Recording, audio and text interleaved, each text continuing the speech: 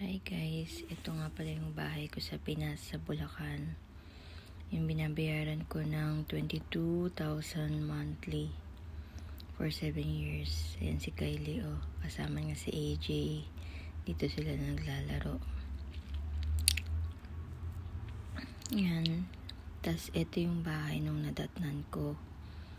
Magbabakasyon ako.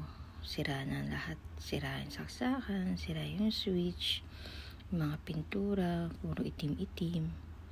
Actually, madumi talaga yung pagdating ko sa bahay. Sobrang dumi. Ayan, sira yung pinto. Ewan ko ba.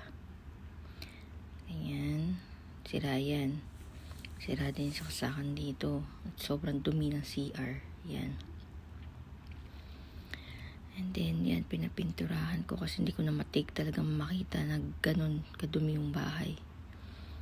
And then, pinagawa ko na yung likod or kitchen. Pero hindi pa yan tapos nung time na nandun ako. Tapos, yan, ganyan pa unti-unti nilang inaayos. So, may pintura na rin, may lababo, may tiles. Ayan. So, ayan, tapos na dito. Pinto na lang yung kulang. Ayun, yung screen pinagawa ko pa.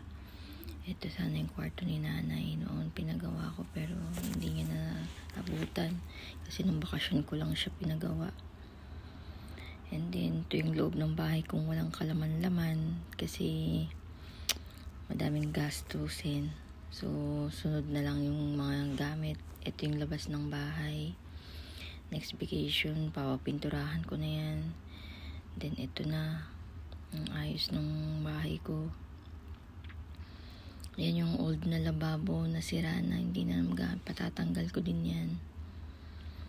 Ayan. So ito na. Diba? Medyo malaki naman yung kwarto ni nanay. Then pagbukas mo nyan, kita mo yung sa labas sa gate. Mga TikToker, ayan, cellphone pa more. Ayan yung bahay.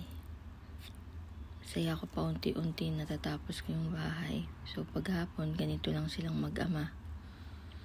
Minsan nasa swimming pool. Yun pagtanghali, bago kami mag-lunch, naliligo. So paghapon, ganito sila. Ayan si ata ko, yung aso namin maingay. So dito na lang guys, next time ulit. Hanap-hanap tayo ng mga